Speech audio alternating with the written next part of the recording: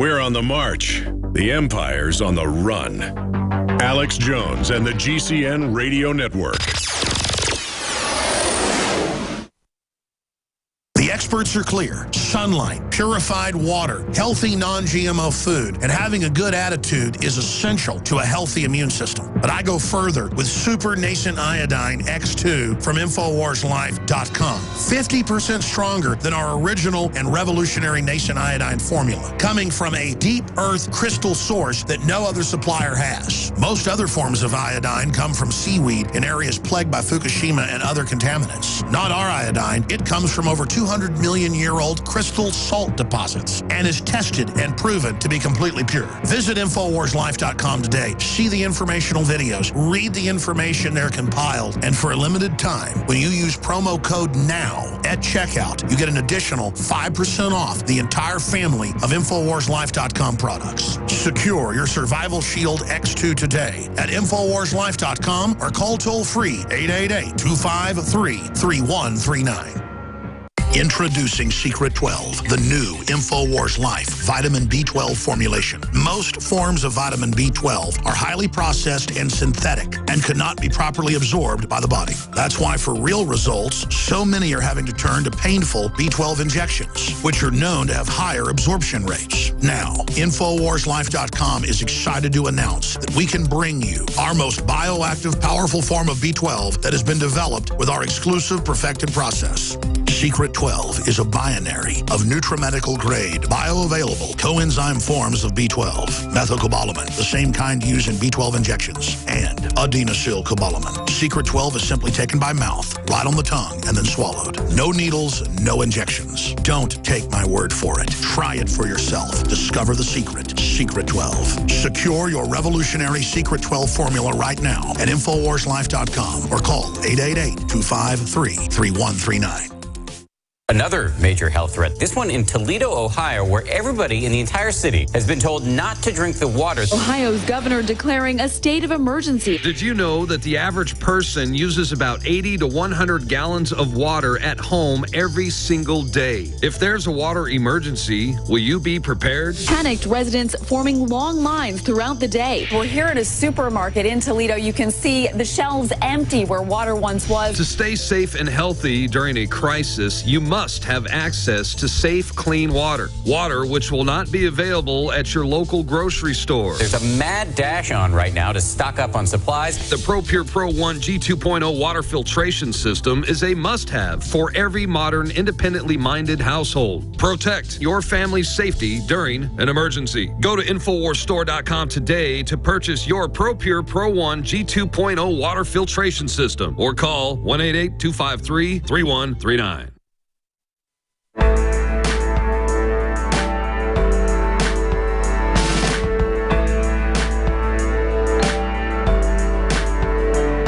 Aligns himself with the truth, and it's time for you to choose a side.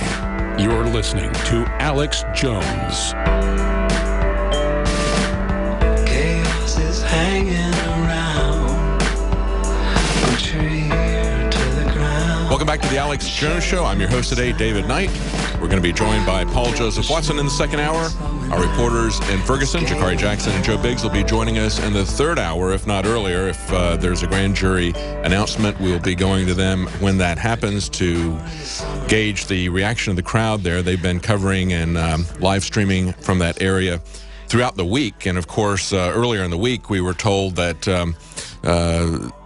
for the most part, the police were much more professional than they have been in the past, better trained. However, there was one incident that Joe Biggs reported where they were telling people not to get into the street.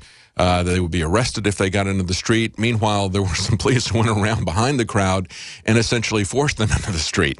I don't know if that was the case or if that was tied to this article that's up on Infowars.com. Police in Ferguson violate court order by arresting a journalist. They arrested him. He says he was arrested for exercising his First Amendment rights on a public sidewalk. They say, no, he was in the street and they failed to disperse. So we asked them to leave the street. They refused, so we arrested him along with a lot of other people. However, it says in the story we have, multiple witnesses immediately came forward disputed the claim that he was in the street. They provided photos and videos showing that the reporter in question was merely taking photos from the sidewalk. So we're going to be talking to them in the third hour or earlier. Now, before we go back to the news, I wanted to let you know that Silver Bullet, our colloidal silver that we sell at InfoWarsLife.com, is now back in stock. Of course, it is always in a limited supply. It's very difficult and dangerous to make it in these kind of high concentrations. And once it runs out, it takes us about 6 weeks to get more in. These high concentrations are 30 parts per million. It's a pure base of deionized water. It is free of toxic artificial additives. There's never been a more important time to have powerful and clean form of colloidal silver within reach for you and your family. Go to InfoWarsLife.com to order your Silver Bullet now or call 888-253-3139. That's 888-253-3139. Now, just before the break, I said we'd talk a little bit about questions that people have raised about grand juries. We've been hearing so much about grand jury. What is a grand jury? Is it some high and exalted jury? The grand essentially talks about the number of people who are on the jury. It's quite a bit more than just the 12 that you typically have in a jury. But people are saying now that perhaps, and this is a lawyer for the family of Michael Brown, the 18-year-old that was shot by the police, they say that the grand jury process is different, and they believe that it is being applied unfairly. Well, what they're saying about this, they said, when you think about it, this prosecutor is saying that we're just going to be fair and we're not going to recommend any charges. And he says that's different than anything this prosecutor has done in the past 28 years that he's been working with grand juries. And he says, so are we now going to say that what he did all those years was unfair to all those people, and now he's going to start being fair, get extra fair with the police, give the police extra rights? Why can't we just have equal justice?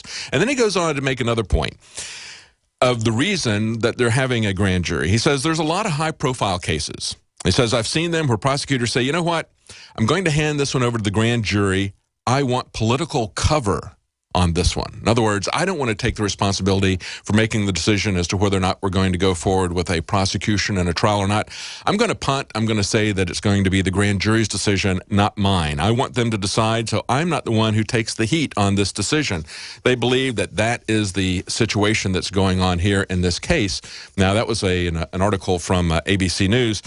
Looking at how a grand jury works, according to FindLaw.com, it says while all states have provisions in their laws that allow for grand juries, about half of the states don't actually use them because there's other things you can do. You can have a preliminary hearing prior to a criminal trial. There's a lot of different things. They're just looking to see if there's enough evidence, strong enough evidence, or even a probable cause to do an indictment. And typically, as people have said, you can get a grand jury to indict a ham sandwich. It's something that the prosecutor runs. They say, unlike a grand jury, a preliminary hearing is usually open to the public and involves lawyers and a judge. Not so with grand juries. In other words, a grand jury is kind of a closed, secretive thing. As we've seen, there's been no news coming out as to what the grand jury is being told, what they're going to do. It is something that is a completely closed, not a transparent system like a jury trial. They say that there's not a judge, it's just a lawyer, a prosecutor. It's not necessarily, it's not a judge with an adversarial situation here. So it's very different than a real jury trial, and it's a closed process. They say there's no judge present, there's no lawyers typically except for the prosecutor. So it's basically a captive situation. In order to get an indictment, they typically need a supermajority, 2/3 or 3/4 of the grand jury to indict. In other words, they don't need a unanimous decision, but they do need a majority to do an indictment. They say even though a grand jury may not choose to indict, a prosecutor can still bring the defendant to trial if they think they have a strong enough case. So they don't even need to have the grand jury indict. They can still indict them themselves. So I think that underscores the fact that this is really more than anything to provide political cover for this prosecutor who has been operating for 28 years and is now doing this quite a bit differently than he's done in the past. They say he's presenting a lot of evidence. He's announced that he's going to give them all the evidence that he has. The problem is, that's fine. The problem is that it's a closed, secretive process. You can't hear what the prosecutor is telling them. There's no adversary in this process. There's no judge who is refereeing between the prosecution and the defense. So that's not really, I think, what needs to be done in order to bring this down, because there's a lot of questions about what happened with this. And we need to start asking questions about the rules of engagement. As Paul Joseph Watson said when he was on last week, they always focus on these cases that are not clear-cut. Because we've heard now, and we've heard testimony, we even heard, it's not just testimony from the police. We actually had recordings that surfaced from people who were talking to other people that were observers there, talking about how he rushed the police officer. Nevertheless, a jury should be deciding whether or not the response was reasonable or not. Was it necessary for him to fire that many shots? Could he have stopped him with one or two? Should they have called the medical ambulance sooner or not? Now, of course, we've seen different narratives as to whether or not he got help quickly or not. All of that needs to be done in the open. It needs to be done in an open jury trial with both sides being argued. I think that's the only way they're going to pull this down. But that's a case where there's a lot of ambiguity as to who's guilty or not. I believe it should be done in an open trial, but there are many cases, just as the one we talked about this weekend, where the black man was shot in the stairwell by two officers who were doing a patrol on a project. Basically, the man was walking with his longtime girlfriend. The two officers enter the stairwell. One of them pulls out a gun without warning, fires, and kills the man with one shot in the chest. They did not even bother to call an ambulance. And the police chief in New York City has said that the man had not committed a crime. The man was not armed. In other words, he said everything except my police officer killed a man. He would not make that admission, and of course that's something that still has to play out in the courts. There should be an investigation of that. Look at the case that was in Ohio at the Beaver Creek Walmart that we reported on back in August about the Walmart shopper who was shot dead by cops after picking up a BB gun. And also an innocent bystander was literally scared to death, died of a heart attack after the shooting. This is what the man's wife said. She said, "We were just talking." He said he was at the video games playing videos, and he went over there by the toy section where the toy guns were. The next thing I know, he said, "It's not real." And the police start shooting. And then they said, "Get on the ground." But he was already on the ground because they had just shot him dead.